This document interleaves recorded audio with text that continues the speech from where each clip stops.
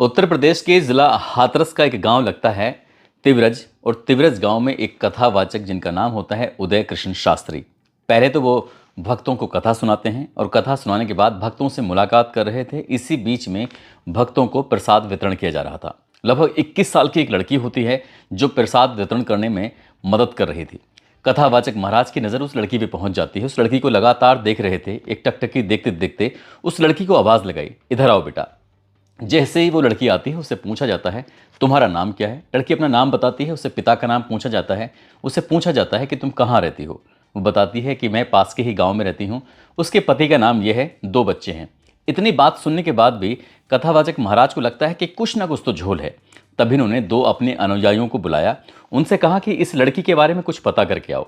जैसे ही 2 अनुयायी उनके लड़की के घर, उनके गांव जाते हैं और उस लड़की के बारे में पूरी जानकारी जुटाने की कोशिश कर रहे थे, तो वहां से कुछ अलग तरह की जानकारी मिल जाती है।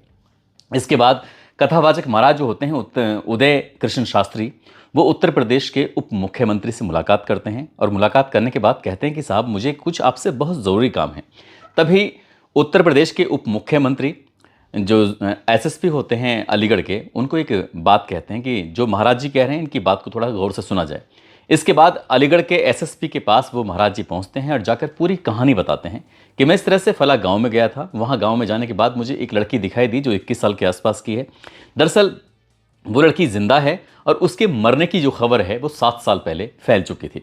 इसके मामले में जो कातिल है, जिसके ऊपर कत्ल का पूरा इल्ज़ाम है, वो सलाखों के पीछे है। मैं ये चाहता हूं कि आप इस मामले की जांच पड़ताल कर लें। जैसे ही ये महाराज जी बात बताते हैं तो एसएसपी कहते हैं कि आप किस आधार पर ये सब बातें कर रहे हैं। वो कहते हैं कि साहब आधार कुछ भी हो, लेकिन आप अगर अपने हिसाब से जांच पड़ताल करेंगे तो आप सबूत भी इकट्ठा कर सकते हैं और दूध का दूध, पानी का पानी भी कर सकते हैं। आखिरकार एसएसपी को बात माननी पड़ती है और एक सीओ साहब को इस मामले की जांच दी जाती है। सीओ साहब ने जब इस मामले की जांच पड़ताल की तो पता चला कि जिस लड़की को मरा हुआ घोषित किया जा चुका है, दरअसल वो सचमुच वही लड़की है, वो जिंदा है। आखिरकार उसके जिंदा होने की और उसके मरने की कहानी क्या थी और कैसे वो लड़की पकड़ी जाती है, आज की इस कहानी के माध्यम से ये जानने की, समझने की कोशिश करते हैं।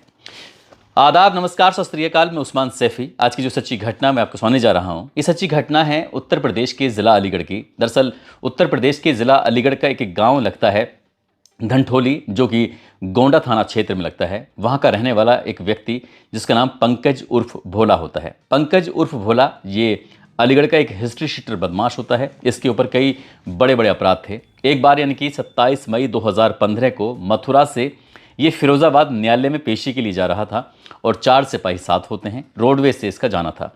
तभी जैसे ही ये रोडवेज बस टूंडला थाना क्षेत्र में पहुंचती है, इसी बीच में 12 बदमाश इस बस को, इस रोडवेज को चारों तरफ से घेराबंदी कर लेते हैं और फायरिंग करना शुरू कर देते हैं।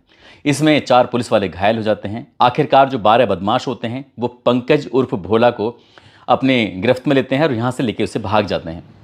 अब ये मामला सुर्खियों में आ जाता है। पुलिस पर लगातार दबाव बढ़ रहा था। आखिरकार जब पुलिस की अभिरक्षा में रहते हुए कोई बदमाश भाग जाए तो ये वाकई पुलिस के लिए बड़ी शर्मिंदगी वाली बात होती है। अब ऐसी स्थिति में उत्तर प्रदेश की पुलिस और डीजीपी वगैरह सबके सब इसमें सक्रिय हो जाते हैं और जो ये बदमाश होता है पंकज उर्फ भोला, इस पर 50,000 रुपये का इनाम घोषित कर दिया जाता है। पुलिस को सूचना मिलती है कि 9 अगस्त 2015 को बन्ना देवी इलाके में एक लड़का बाइक से जा रहा है। वो लड़का कोई और नहीं होता बल्कि वही बदमाश होता है जिसका नाम पंकज उर्फ भोला होता है। पुलिस उसके साथ मुठभेड़ करती है, यानी कि उसे गिरफ्तार करने की कोशिश कर रही थी। पुलिस पर ये फायरिंग कर देता है और मुठभेड़ में ये बदमाश मारा जाता है। पुलिस को याद आता है कि जो 12 बदमाश इसको छुड़ाने के लिए आए थे वो कौन है। जब तलाश शुरू की जाती है तो एक नाम आता है। वो नाम होता है विष्णु गौतम उर्फ विष्णु पंडित। जो विष्णु गौतम उर्फ विष्णु पंडित, जो कि उत्तर प्रदेश के ज़िला अलीगढ़ का थाना गोंडा और गोंडा थाना क्षेत्र का गांव धनठोली जो लगता है, जो पंकज उर्फ भोला का गांव था, उसी गांव का रहने वाला ये विष्णु पंडित भी होता है। पुलिस ने आखिरकार इस पर 12,000 रुपये का इनाम घोषित कर दिया और 19 अगस्त 2015 को इसे गिरफ्तार कर लिया। जो बदमाश था वो मारा जाता है 9 अगस्त 2015 को और उसके लगभग 10 दिन के बाद ये विष्णु गिरफ्तार कर लिया जाता है। और जब विष्णु के बारे में जब जानकारी जुटाने की कोशिश कर रहे थे, इसकी हिस्ट्री शीट चेक कर रहे थे कि आखिरकार इसने क्या क्या अपराध किए हैं, क्या नहीं किए हैं, जब इसके बारे में जानकारी जुटाई जा रही थी तो पता चलता है कि 2013 की बात है। पाली में पुलिस से इसकी मुठभेड़ हो जाती है और इसमें ये पुलिस को काफ़ी नुकसान पहुंचाने की कोशिश करता है। इस पर ये मुकदमा दर्ज कर लिया जाता है। साथ ही 2013 में क्वारसी में चोरी का माल इसके ऊपर से बरामद हुआ था। साथ ही 2015 में गोंडा थाना क्षेत्र में आर्म्स एक्ट में भी ये पकड़ा जाता है, इसके ऊपर एफआईआर दर्ज की जाती है। और 17 फरवरी 2015 को अपने ही गांव की एक 14 साल की लड़की इसका इसने अपहरण कर लिया था। इस पर कई तरह के गंभीर आरोप भी लगे थे। पुलिस को जैसे ही इसकी हिस्ट्री से ये पता चलता है कि ये शातिर अपराधी है, 12,000 का इनामी है, इस पर आर्म्स एक्ट हो या पुलिस से मुठभेड़ हो, ये एक 14 साल की लड़की का इसने अपहरण कर लिया था। अब विष्णु गौतम उर्फ विष्णु पंडित पर जांच बैठ जाती है, इससे पूछताछ करना शुरू कर देती है। ये टूंडला पुलिस है, टूंडला पुलिस के ये कब्जे में होता है। तभी टूंडला की पुलिस अलीगढ़ की पुलिस से संपर्क करती है। अब अलीगढ़ के थाना गोंडा की पुलिस जब मौके पर पहुंचती है, जब इससे बातचीत करती है, इससे पूछा जाता है कि जो 14 साल की लड़की को तुम जो लेके भागे थे वो लड़की कहाँ है। दरअसल इस लड़की के बारे में ये पता चलता है, विष्णु और 14 साल की वो लड़की आपस में एक दूसरे से मोहब्बत करते थे, प्यार करते थे, और ये लड़की को लेके भाग जाता है। लेकिन ये लड़की को लेके सीधा आगरा पहुंचता है। आगरा के एतमादपुर में जाकर ये रुक जाता है। रिश्तेदार में रुकने के बाद वहां से अचानक से गायब हो जाता है। लड़की वहीं रह जाती है। जब पुलिस इससे लगातार पूछताछ कर रही थी, तो पूछताछ करने के बाद इसने एक ही बात कह रहा था, एक ही रट लगाई हुई थी कि लड़की आगरा के एतमादपुर उसकी रिश्तेदारी में है, वहां जाकर देख सकते हो।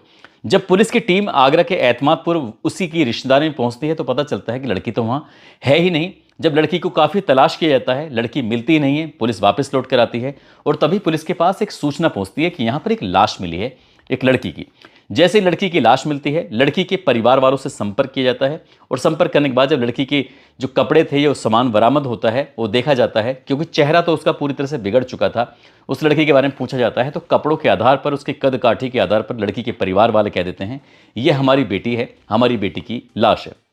बस इतना था कि इस व्यक्ति पर, जो अभी तक मामला अपहरण का था, अब हत्या का भी मुकदमा दर्ज हो जाता है।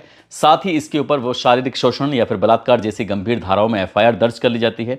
और उसके बाद फिर इस लड़के को, यानी कि जिसका नाम विष्णु गौतम उर्फ विष्णु पंडित होता है, 14 साल की लड़की के हत्या, अपहरण, कई तरह के और साक्ष्य मिटाने के इस तरह के जो आरोप थे, उसमें ये मुकदमा दर्ज करने के बाद इसको जेल भेज दिया जाता है। हालांकि जैसे एक कहानी हमने अभी सुनाई थी कि जिस तरह से पुलिस टॉर्चर करती है, 3rd डिग्री देती है, हो सकता है कि 3rd डिग्री के आधार पर इसने स्वीकार कर लिया हो कि इसने हत्या की है। लेकिन ये मामला अब अदालत में पहुंच जाता है। 25 सितंबर 2015 को मामला कोर्ट में पहुंच जाता है, यानी कि चार्जशीट लग जाती है और इस लड़के को गिरफ्तार करके जब जेल भेज दिया जाता है, लगातार 3 साल तक ये जेल में रहता है। और जेल में रहने के दौरान ही इस पर 2016 में रासुका भी लग जाती है। रासुका एक अपना आप में गंभीर धाराएं होती हैं। हालांकि 3 साल जब जेल में रहता है, तो जब वहां से बाहर निकलता है 2019 में, तो खैर और मथुरा में इस पर मुकदमे दर्ज हो जाते हैं।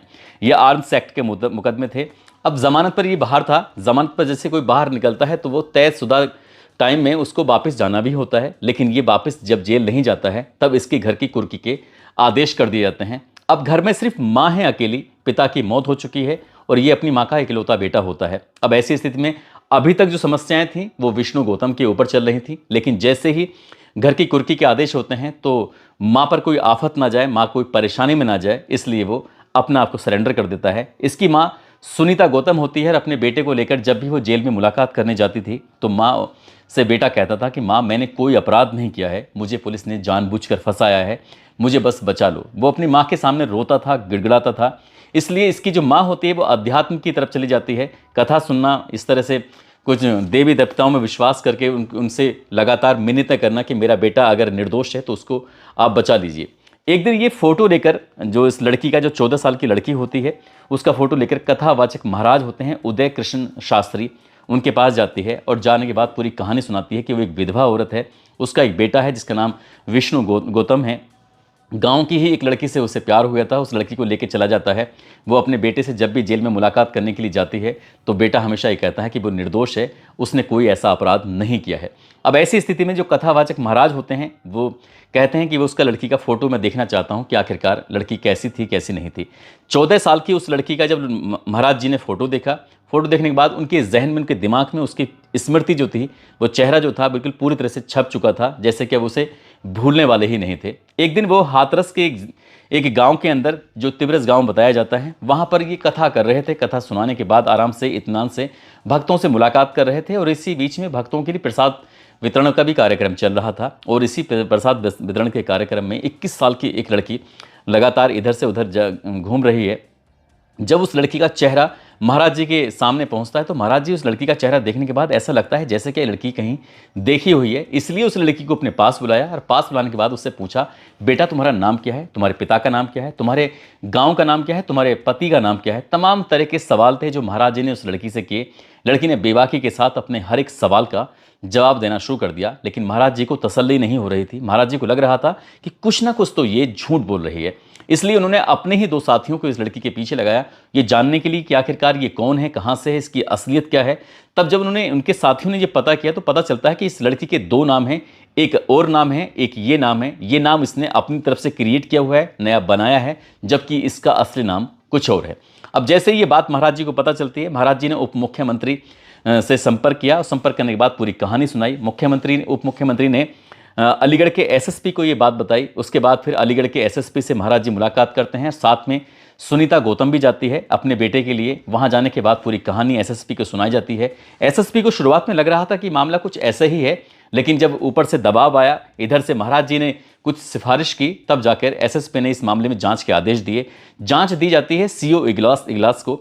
सीओ इगलास ने जब इस मामले की जांच पड़ताल करना शुरू किया है तो कुछ चीज़ें नई निकल के आती हैं। आखिरकार ये जो लड़की होती है, इस लड़की को हाथरस का एक गांव लगता है नंगला चोखा, वहां से हिरासत में ले लिया जाता है और हिरासत में लेने के बाद इसको गोंडा के थाने में लाया जाता है। साथ ही जो इस लड़की के माता, इसके पिता होते हैं, इसकी 2 और बहनें होती हैं, एक भाई होता है, परिवार के सदस्यों को थाने में लाया जाता है।